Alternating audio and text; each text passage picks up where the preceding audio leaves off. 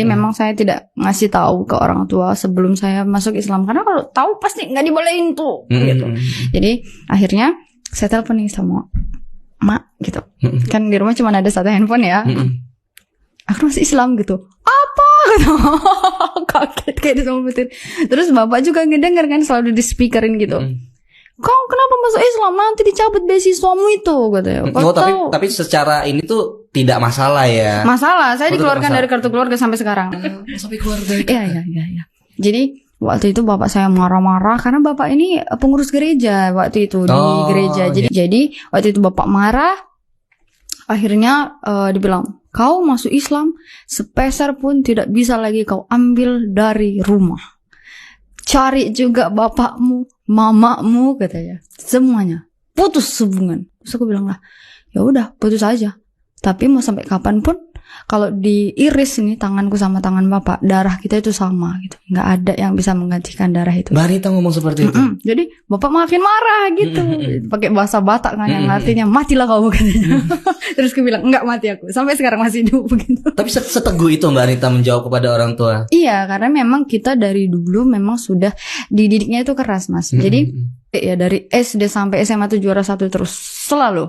Karena dulu udah di ultimatum tuh sama bapak, kalau nggak juara 1 nggak dapat uang jajan. Saya pernah SD kelas 5 juara 2 semester 1, saya masih ingat saya nggak dapat uang jajan sama sekali. Saya direndam di bak mandi satu malam. Dan itu konsisten itu disiplinnya. Dan itu disiplin banget kalau bapak saya masalah pendidikan. Jadi saya nggak berani, makanya saya dari SD sampai SMA tuh juara 1. SMP saya juara 1, lulusan terbaik dari SMP saya, dapat beasiswa ke SMA Katolik ini. Karena SMA Katolik ini di Siantar kan, jauh dari kampung saya. Saya tuh di kampung yang sangat kecil, sangat pedalaman. Nah akhirnya saya dipaksa kayak gitu, dikeluarkan dari kakak gitu kan. Sampai dikeluarkan dari kakak. Di situ saya agak sedih gitu kan, walaupun tadinya di telepon itu lantang nih gitu. Setelah itu nangis juga sih gitu kan. Nangis lah saya.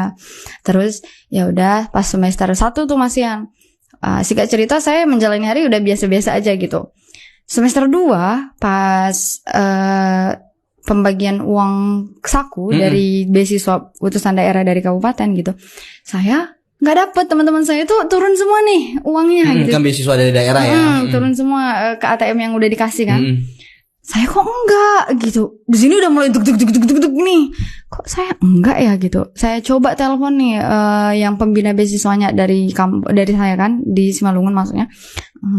Nggak tahu deh. Kok bisa nggak tahu gitu. Akhirnya di situ saya mulailah khawatir, tapi masih tetap lanjut kuliah gitu sampai semester 2. Udah dari rumah nggak ada kan, beasiswa diputus gitu.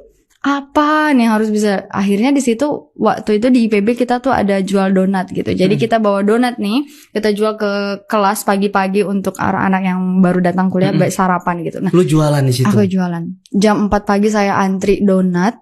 Karena kan bangun jam 4 pagi biar dapat antrian, terus jam 7 kuliah gitu. Saya jalan dari asrama ke tukang donat. Saya jualan di situ. Dulu untungnya cuma 500 rupiah satu biji. Jadi kalau donat saya habis 20, ya untungnya berapa tuh? Cuman 10.000. Cuman untuk makan doang. Kadang juga kalau saya nggak ada uang nih, ya udah donatnya aja deh saya makan gitu.